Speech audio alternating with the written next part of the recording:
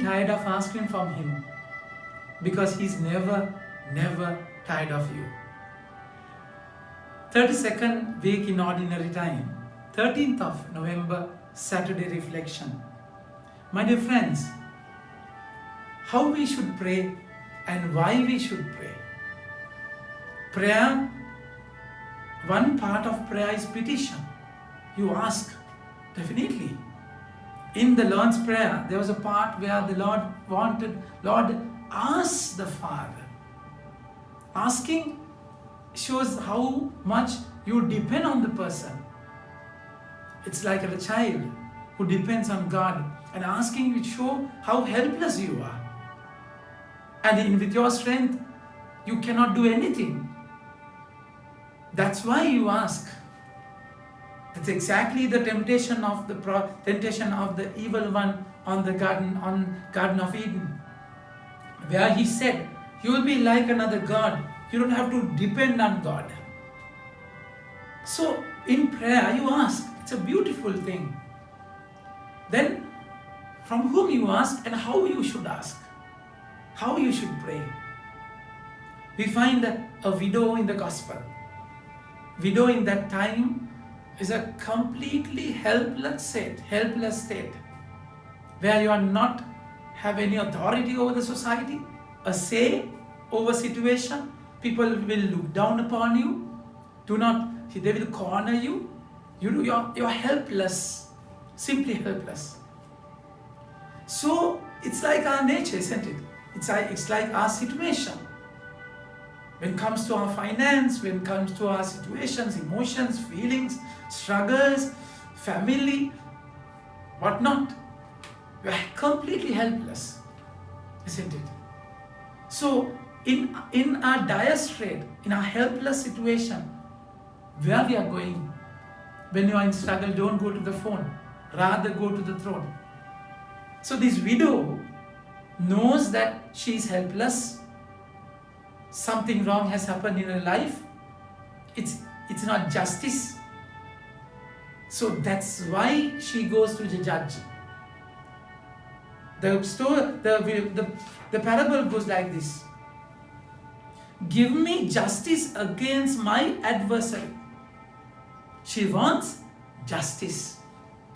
So your prayer should be aligned with God's will.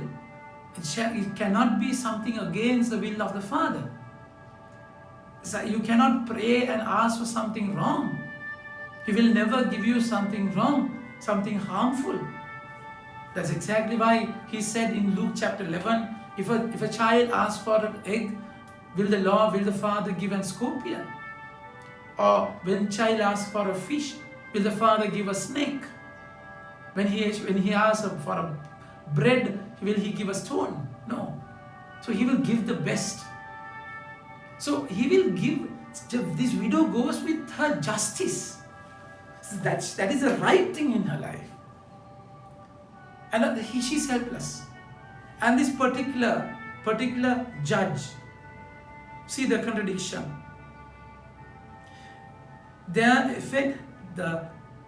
He said, in certain city there was a judge who never feared God nor respected man. So so he's least bothered. So he's in a state where he will definitely not answer this person. And why he should answer? But then the Lord wants to emphasize on the pleading, unceasing pleading. Your prayer should not feel tired. We should continuously ask, continuity of the prayer. That's exactly what the Lord wants to show. Our Father is not a judge, and He's so loving dad, isn't it? He will give us the best. So why He should resist what you ask?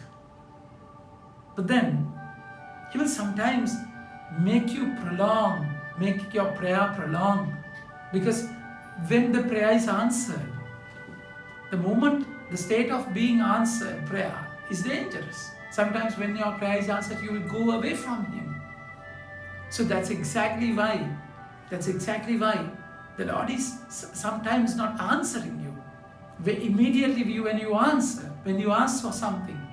So He will prepare the ground before sowing. So you have to sow, and then it takes time to reap. So it's a time. It takes time. You have to keep on pressing the button. You have to keep on asking. But then from not a judge, from a loving Father. Book of the first reading, Book of Wisdom, speaks about a new Jerusalem, new journey towards Promised Land. And the powerful sword leaped from heaven, powerful word leapt from heaven, from the royal throne into the midst of the land that was doomed. A stern warrior carrying a sharp sword of your authentic command. And the cloud has seen overshadowing the camp, and the dry land emerging where water had stood before, an unhindered way out of the Red Sea, and the grassy plain out of the raging waves, where those protected by your hand passed through as one nation after gazing on marvelous wonders. For they ranged like horses and leapt like lambs, praising you, O Lord, who delivered them. So that is the answered prayer. That is the time when the kingdom will dawn on our land and on our lives. So it's the battle is already won, my dear friends. The victory is achieved. You have to own it. You have to get it. So your prayer is already answered.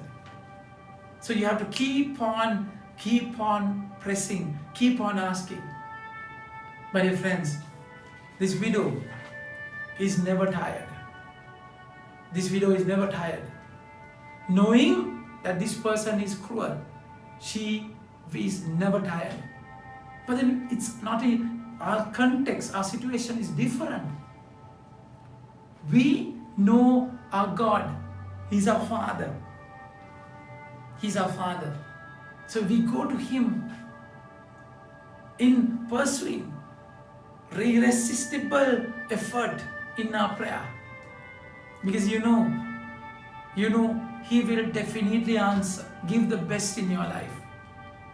So sometimes, if what you are asking is not the will of the Father, is there any effect in your prayer? Definitely.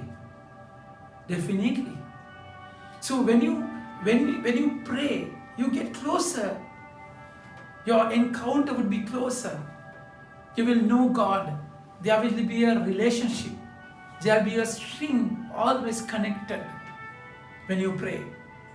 And that's exactly the Lord is saying. Here, that unrighteous judge says, and will not God give justice to His elect? And will not God give justice to His elect who cry to Him day and night? Will He delay long over them? I tell you, He will give justice to them speedily. Nevertheless, when the Son of Man comes, will He find faith on earth? So when He returns, will He find faith? Which means a lot of people will fall apart. They will be tired of praying. Their connections will rot and corrode. So it's important that you stay firm, stay strong, connected strongly, my dear friends. That's exactly why the Lord is showing us today. We have to be consistent in our prayer. Think about it. Have a nice day. May God bless you.